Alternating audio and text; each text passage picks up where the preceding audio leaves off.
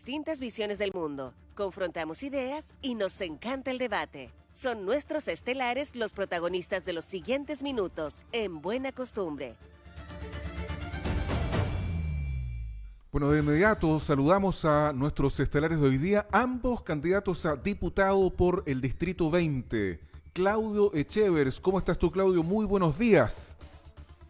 Hola, muy buen día, Álvaro, ¿cómo estás? Veo por ahí a Eric, no sé cómo estás. Hola. También muy buen día. Muy bien, ¿no? Y entonces saludamos de inmediato a Eric Aedo. ¿Cómo estás, Eric? Muy buenos días.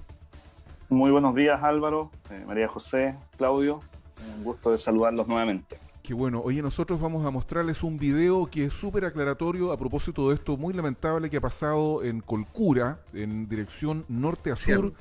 Esto pasó tempranito de la mañana, un poquitito antes de las 7, donde un bus de la empresa Jordán fue incendiado por desconocidos, a lo menos 6. Había dudas en el sentido de que algunos medios informaron que se trataba de 2 buses.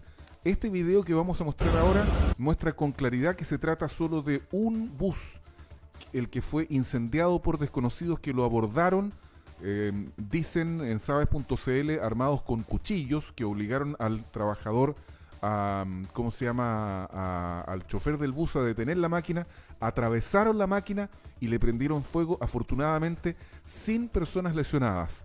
Ahí vemos una persona que viene circulando con su vehículo de sur a norte, va a pasar por al lado de las bombas de benzina, los carros del cuerpo de bomberos.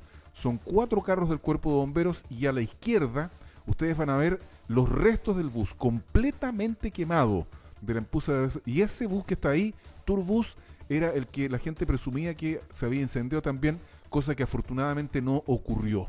Y todo esto nos sirve, estimados estelares, para preguntarle su opinión respecto de lo que pretende hacer el presidente de la República, que ayer anunció que va a solicitarle al Congreso su aprobación para la extensión del estado de emergencia. Vamos a comenzar con Claudio. ¿Cuál es tu opinión respecto de esto? ¿Qué crees tú que va a pasar? Y si tú fueras diputado, ¿votarías favorablemente o en contra de la extensión del estado de emergencia, Claudio Echevers? Perdón, me quedé viendo el video. Sí. A ver, lo primero, a tu pregunta final, sí, votaría absolutamente a favor. Yo creo que quienes hemos estado en la zona, en la provincia de Arauco, y hemos conversado con personas que han sido víctimas de este tipo de delitos y otros similares, entendiendo que en general se refieren a aquellos que están en el contexto de este conflicto de violencia rural. No sabemos si este en particular tiene o no relación con eso. Yo tiendo a pensar que está alejado de la zona de conflicto y que podría tener otro móvil. Habría que revisarlo. Sí. Esperemos a que avance la investigación y pueda haber más antecedentes. Pero no me pierdo en eso. Yo creo que la gente hoy en día necesita protección, necesita certeza, necesita saber que el gobierno está respaldando el actuar de las policías y que está, por supuesto, protegiendo la integridad de cada uno de los vecinos que se estén afectados. Yo sé que muchos, cada vez que se habla de este tema, dicen que es un error la militarización de la zona, el tratar esto como un problema policial, que esto es un problema que se debe resolver desde lo político, desde el diálogo, y son carriles absolutamente distintos. Yo estoy absolutamente de acuerdo que hay un tema de fondo que hay que abordar, que hay ciertas demandas y reivindicaciones que son legítimas y que hay que sentarse y conversarlas y sobre todo hablar del rezago de ciertas zonas y de la ausencia de Estado en aquellos sectores rurales donde necesitamos mejores carreteras, mejor salud, mejor educación para que finalmente esta gente se sienta integrada. Pero este otro tema, que es lo delictual, se debe abordar con fuerza y sin ninguna subjetividad. La gente necesita este apoyo y yo creo que es bienvenido. Hay una consulta ciudadana en este momento en ciernes y yo creo que va a dar cuenta de aquello mismo. Sí, ese factor es relevante. La posición del presidente Sebastián Piñera ha ido en esa misma línea, porque a mi juicio el discurso que tiene es muy cuidadoso con todas las partes. Él también menciona el discurso, el Centro Nansen, que es un proceso de diálogo que está en camino, y también le pide respetuosamente, con ese adjetivo, al Congreso que apruebe este estado de excepción que de ninguna manera los militares, señala también, no van a reemplazar la acción de las policías ni de la PDI, sino que a fortalecer otras cosas, ¿verdad? Que tienen que ver con la logística, las comunicaciones, etcétera. Eric, ¿qué te parece? ¿Qué postura tendrías tú y qué postura crees que tendrá la candidata presidencial? Yo creo que Jasna Proboste, Jasna Proboste, sí. Mira, María José, yo voy a partir por la premisa máxima, digamos. Yo estaría por aprobar, ¿no es cierto?, y mantener este estado de excepción, si de mí dependiese y yo tuviese que votar. Y al decir eso, pero agregaría un elemento. Yo sí exigiría resultados, ¿ok? Resultados. Cuando queman un bus en Colcura, que está a aproximadamente 130 kilómetros de la zona de Quirúa, entonces, ¿no es cierto?, tenemos una complejidad, así como también ha habido ataques en Santa Juana, los ha habido en Cabrero. El tren. Entonces, el tren, ¿te fijas? Entonces, ¿por qué planteo que yo pediría también cuentas de la acción que se está realizando? Porque así como rechazo con toda fuerza la violencia, y digo la violencia venga de donde venga, cuando uno está a puertas de una elección presidencial, cuando la discusión presidencial se ha tornado en el eje de la violencia, ¿no es cierto?, frente a la pasividad frente a la violencia, yo de verdad tengo mis suspicacias y yo creo que mucha gente, bueno, ¿a quién hoy día le sirve esta violencia? ¿Te fijas? Y por eso lo estoy diciendo con mucha responsabilidad y por eso espero que este estado de excepción que se mantenga, pero que también arroje resultados. A mí me encantaría ver que este estado de excepción, ¿no es cierto?, nos permite, por ejemplo, detener a aquellas personas que se han posado con armas, encapuchados. Claro. Ese es el resultado que quiero saber. Hablan quiero ya de 55 detenidos.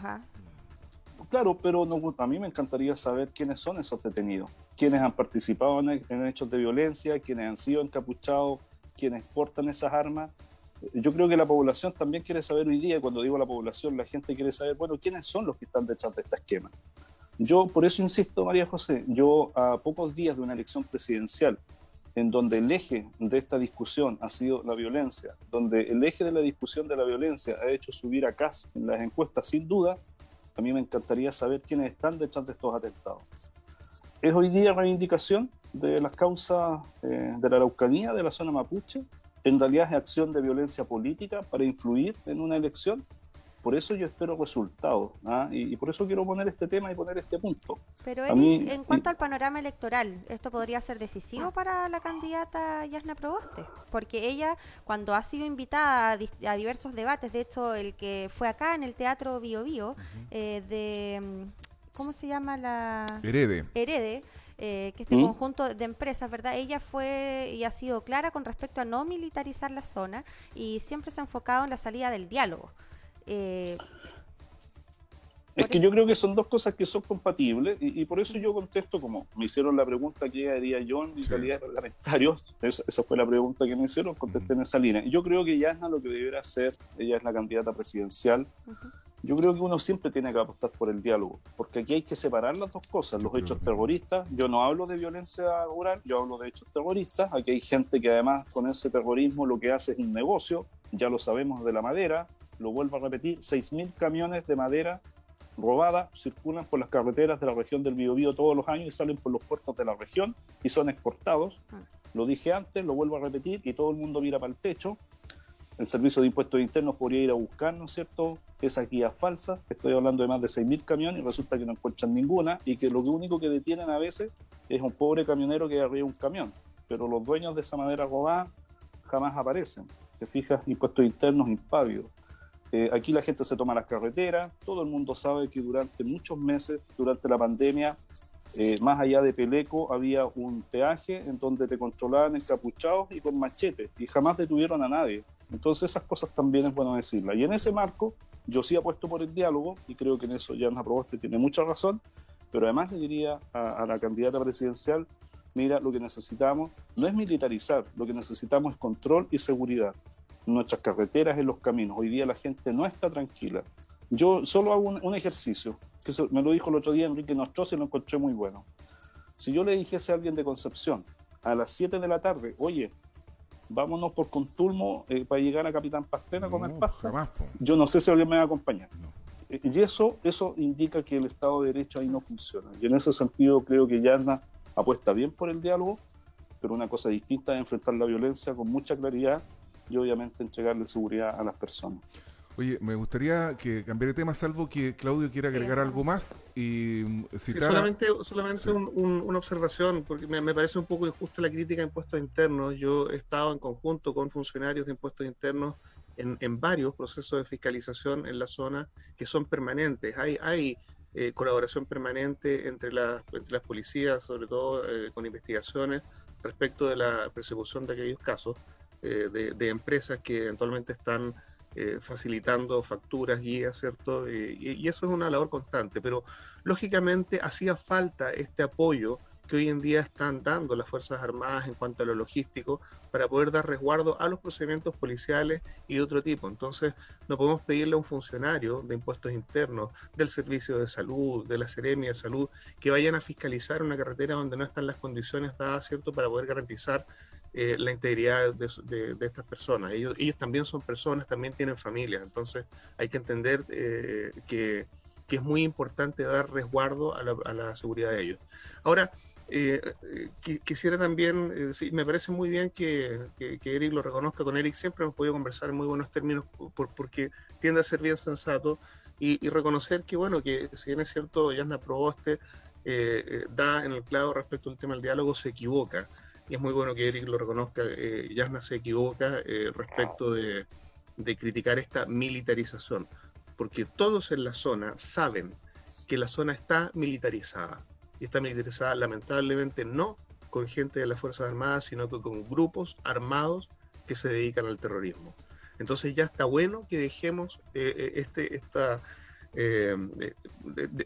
comprar estos adjetivos, ¿cierto?, que nos han instalado exitosamente desde hace mucho tiempo, porque lo que quiere la ciudadanía es que haya orden, seguridad garantizado por el Estado, y no que las armas estén en posesión de civiles que lo único que hacen es traernos terror.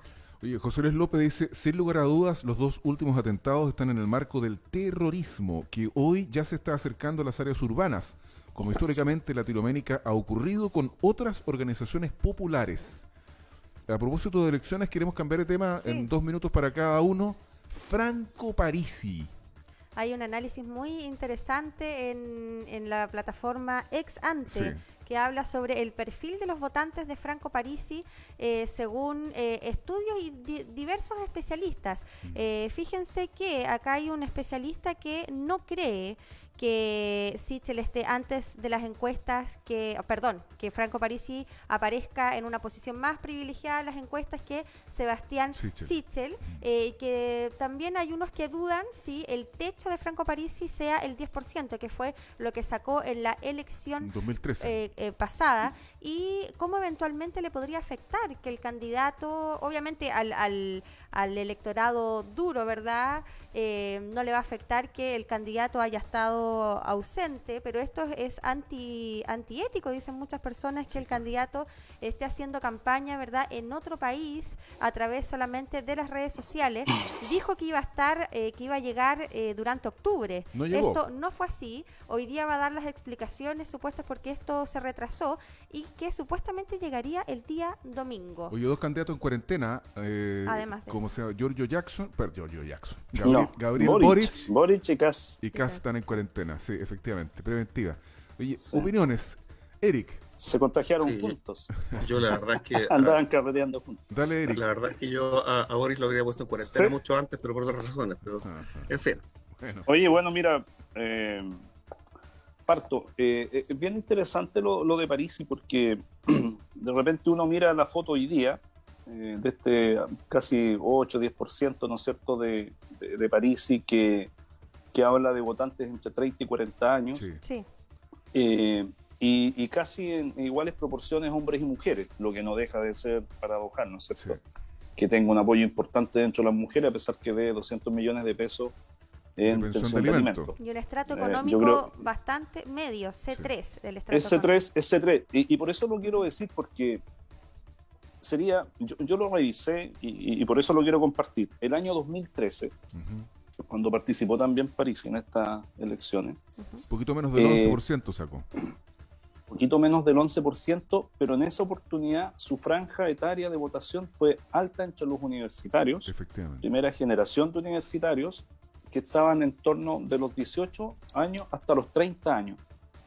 Entonces a mí me llama la atención que hoy día, 8 años después, mantenga una posición parecida a lo que fue el 2013, pero con una franja ahora de 30 a 40 años. Envejecieron mismos, con la él. franja Los que mismos que crecieron. envejecieron con él. Sí. ¿Te fijas? O sea, es que me llama la atención. Sí, tienes ¿Te razón. fijas? Porque pues, si lo miran atrás, entonces es persona, gente, y yo lo recuerdo, yo trabajaba en la Universidad Católica, era académico y además director de asuntos estudiantiles, muchos universitarios, primera generación, en esa oportunidad votó por Franco Parisi. Sí, es cierto. Y tengo la impresión que esas personas, que seguramente muchas de ellas se titularon, terminaron en las universidades, algunos les ha tocado sufrir que terminaron sus universidades, no trabajan probablemente en aquello que les tocó estudiar, o que su banda de ingresos no es lo que esperaban, que están justamente en ese segmento que se denomina el C3, ¿no es cierto? Entre las 800 lucas más o menos de ingresos, Sí. perdona que lo diga así, pero es para hacerlo muy gráfico.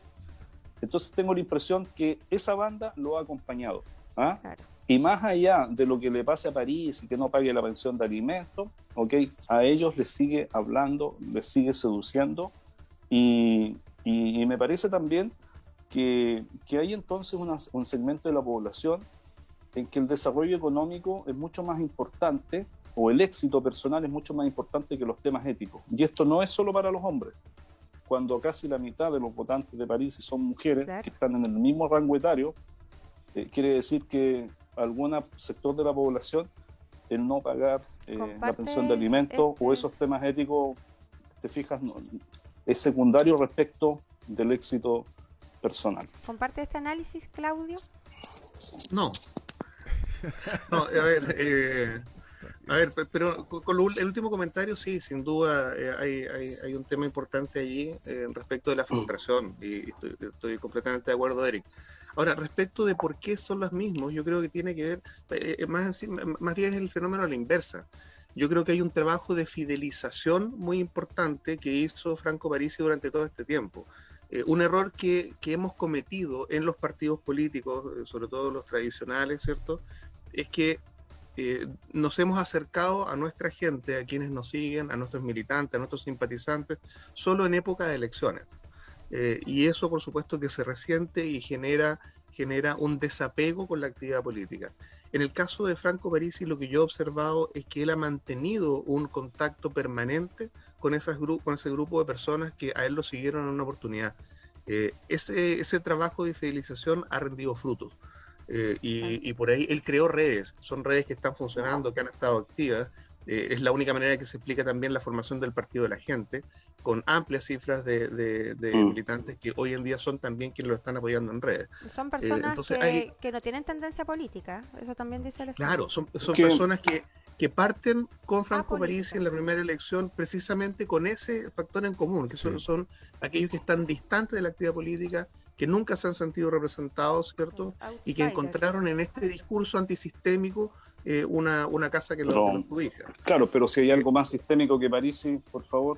O sea, yo ahí tengo una discrepancia, porque mira, déjame expresarla, porque yo aquí no hablaría de fidelización, yo sería cuidadoso en las palabras. Yo creo que la delgada línea roja entre fidelización y cierto fanatismo, aquí en este caso es tremendamente complejo.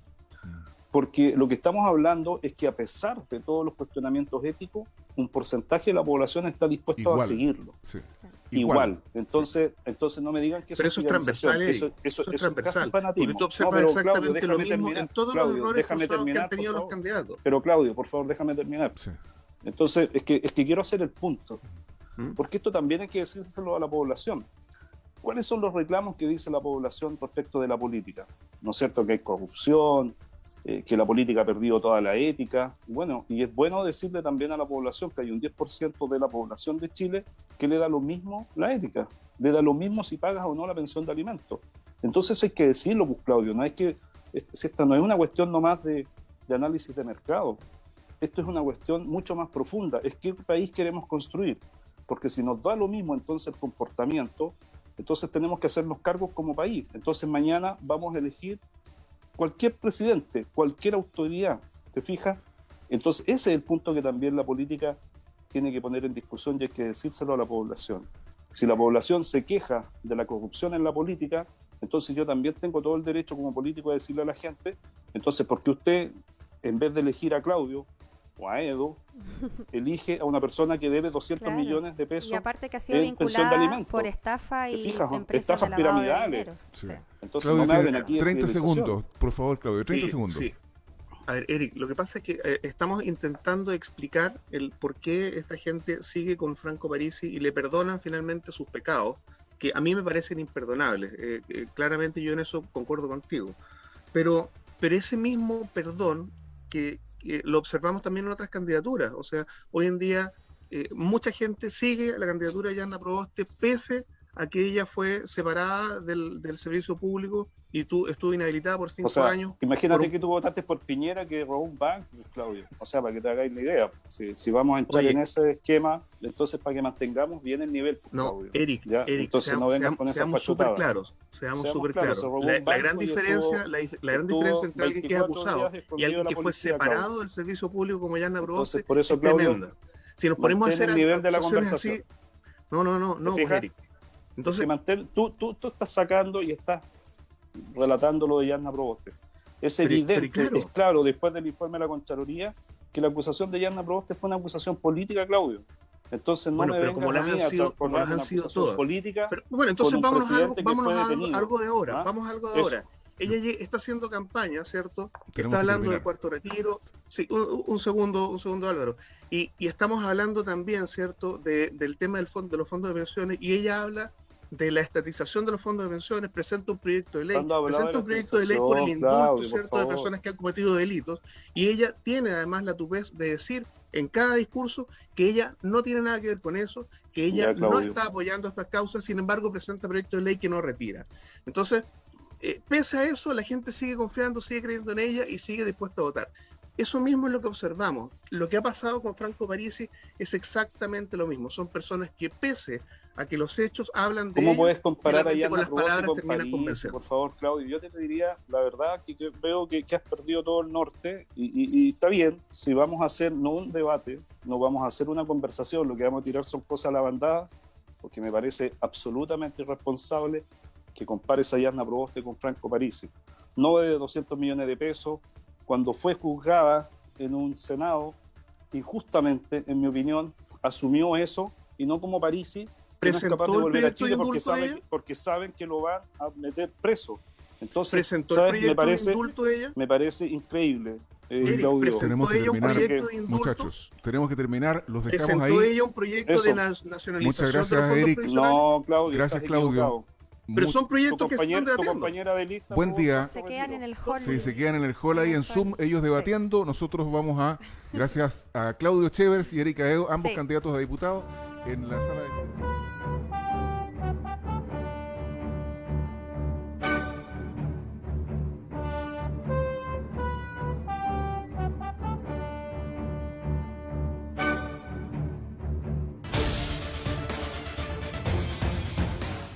RDI FM 88.5 presentó Buena Costumbre, voces que hablan desde el Bío Bío.